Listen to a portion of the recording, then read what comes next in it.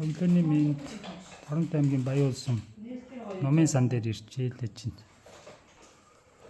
Энэ гэрэл мэрэлгээд бүх юм бол хэдийн бас өнгөлөг янзлж байгаа юм. Энэ бас төгсөгчдөөс бага номод ирсэн байх шүү.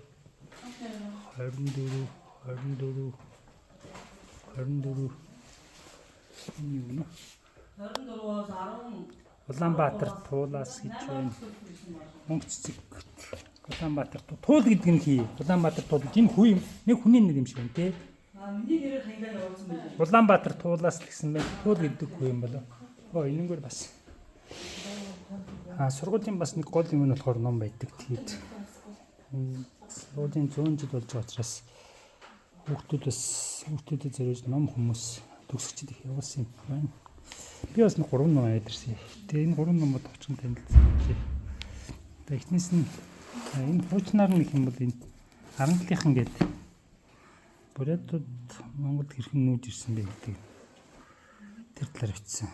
Батын Нимаа гэдэг юм баха. Энэ нэлээд алдартай тийм ном байгаа. 87 онд хэрэгжсэн юм байна. 40,000 хувь гэдэг чинь 40,000 хувьд чи 14 төгрөг. Тухайд их л үнэтэй. Дээрээс нь олон хувь хэрэгжсэн юм. Тэгээ би энэ номыг хэд дахин бас уншсан. Тэгээд энэ яг нь Бурятуудын түүх амьдралыг Монгол руу хэрхэн нүүж ирсэн яг тэр үеийн амьдралыг нэлийн бодтойгоор бичсэн ном юм уу гэж бодчих. Тэгээд 40,000 хувь хэвлэжсэний бодоход охиндоо тухайн шаардлага нэлийн хангасан 40,000-аар ингэж ном олон хэвлэдэг байсан баг. 14 төгрөг үнэн ч их өндөр юм. Редактор нь Эрдэнэ байвал. Тэгээ энэ номны бас нэг юм нь болохоор хүүхдүүд өөрсдөө уншиж үзэх байх. Яг багынхаа мэдээж хүндэтэж магадгүй. Гэхдээ энэ зургууд нь бас их би дуртай.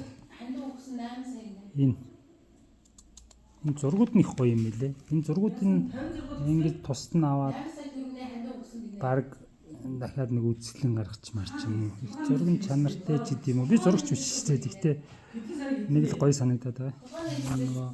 Яг шилгээд хангаад болж байгаа үйл явдал учраас ингээд мод золтой ингээд цаад ий болтоос. Энэ номыг хүүхдүүд уншиж үзээрэй. Хоёрт нь болохоор энэ Замсрангийн цэвэний замын тэмдэглэл гэдэг. Замсрангийн цэвэн ингээд анхны судрын хүчгийн хүрээлэн ингээд шинжлэх ухааны академик Монголд бас бий болгож ирсэн. Оросын Бурятын хүмүүртлээ тэгээ Монгол 10 жил амьдараад Монголын иргэнч баг болоод байсан тийм түүхтэй хэлмэдлэр Оросд баримтлагч нас орсон. Тийм хүн байгаа.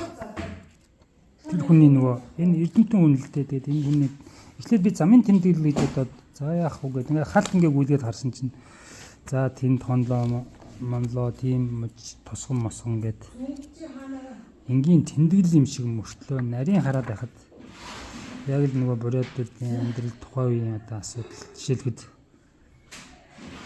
Бурятад төвдөөс номоор авчрыг гэсэн чинь заавал Владивостокоос зөвшөөрөл ав гэдэг. Владивосток ч одоо Бурятаас ч 3,000 ширхэг километр гацсан шүү дээ. Тухайн үеэс ямар унаар очиж ямар зардлаараа тийм хийх үү. Бас ер нь жоохон хүн сурталтай гэдэг юм. Орос анхнаасаа 100 жилийн өмнө ч гэсэн ер нь бага үндэстнүүдтэй хатуу ээжээ гэдэг нь харагдаа. Тэгээ өөрөөр Бурятуудын түүх нэлээд ойлгогдно. Энийг бас уншиж үзээрэй гэж хүсэж байна. За хоёр дахь юм нь болохоор энэ дээр нөгөө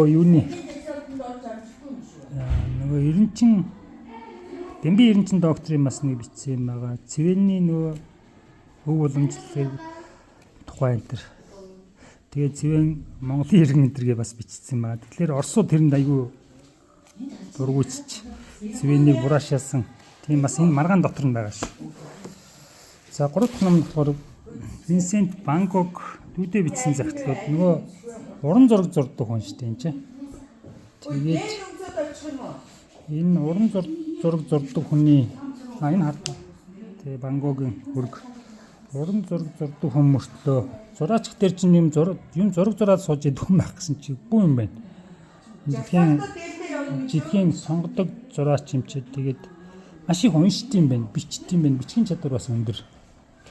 Тэгээд ийм хүний ном байна. Энэ гурвыг та бүгд сонирхоор Баярлалаа.